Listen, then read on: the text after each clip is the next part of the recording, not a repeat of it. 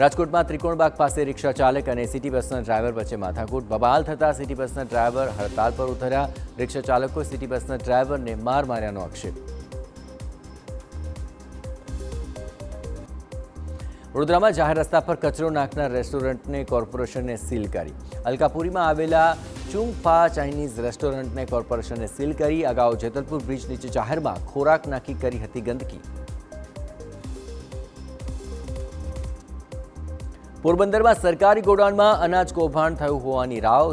અહીં દેગામમાં સરકારી ગોડાઉનની અંદર 1.18 કરોડનું કૌભાંડની ફરિયાદ છે। ઇન્ચાર્જ ગોડાઉન મેનેજર અને ડીએસડી કોન્ટ્રાક્ટર સામે ગુનો નોંધાયો।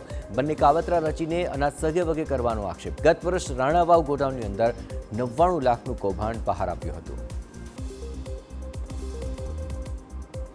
પોરબંદરમાં અનાજ કૌભાંડમાં આરોપ વચ્ચે કોન્ટ્રાક્ટરને પરિવાર સામે આવ્યો અને કોન્ટ્રાક્ટર હાથિયા ખૂટીના નાના ભાઈએ કહ્યું, અમારા પરિવારને બદનામ કરવા રાજકીય કિન્નાખોરી રખાય।